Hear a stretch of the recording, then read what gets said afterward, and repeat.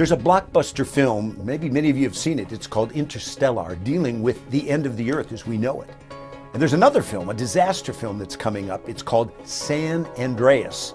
Dwayne Johnson is in that film living in the devastation of an earthquake.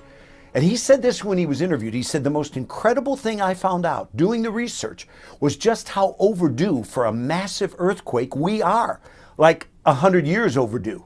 It's incredible and scary as H-E-double-L. It sounds like a movie line, but it's not a matter of when, but if. Now, in 2014, a scientist, Dr. Lucy Jones, gave a dire warning to the Los Angeles City Council on the effects of an earthquake. I'm quoting. She said, infrastructure crippled, power grid, communications knocked out, water supply disrupted, 1,800 fatalities, 53,000 injured, and one half of our buildings will be unusable. Now, 2,000 years ago, Jesus Christ foretold the end of the age. He also told us not just about earthquakes, but about Jerusalem being surrounded by armies. Think of Iran today working aggressively to develop their nuclear bomb. What a catastrophic event it will be when there's war in the Middle East, the gas supplies in the Straits of Hormuz that are crippled, 20% of our gas supply. Now, Jesus gave warning also about pestilences and diseases. And think of airborne Ebola and the porous southern border. Is it going to take another stock market crash, global economic collapse? All of these things are present-day realities. Do we see the handwriting on the wall that we are at an apocalyptic, unprecedented tipping point? We're spiraling into a lawless culture. And you know, I have a wife who's German. You look at Germany. They were an educated and civilized nation, but in 6 years they went from democracy to dictatorship and demise. 6 years. Now, the book of Revelation in chapter 9 says there's going to be a cataclysmic event that will kill a third of mankind. A third. Imagine, World War II was 50 million. This will mean 2.5 billion people worldwide, 110 million Americans killed. Now, Jesus Christ predicted fearful events, a time of punishment, men's hearts failing them with fear. And many believe 9/11 was our wake-up call, but we've hit the snooze alarm.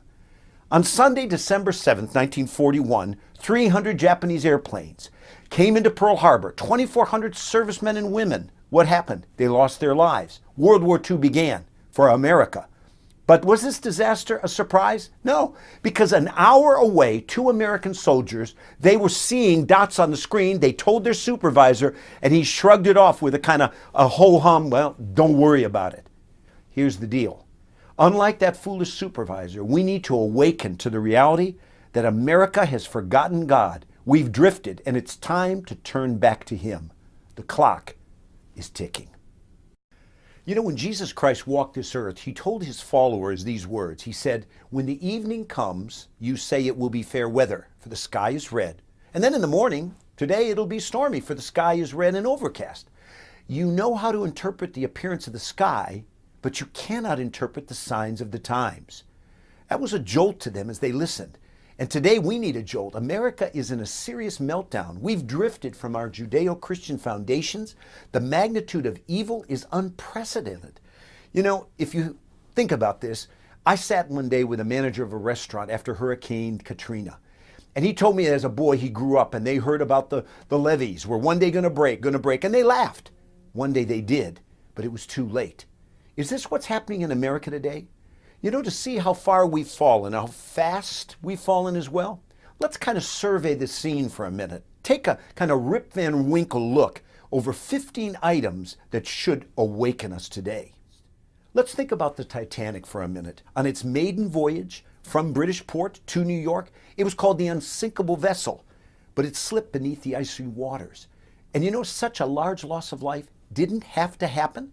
Less than 20 miles away, there was a ship called the Californian. It sat stationary and it had the capacity to save multiple hundreds of lives. Why didn't it? Because someone ignored the potential for danger and turned off the radio. 1,513 lives were lost. Now here's the deal. Disaster is coming to our shores. Imminent judgment as well. It's time we turn back to God. It's not too late.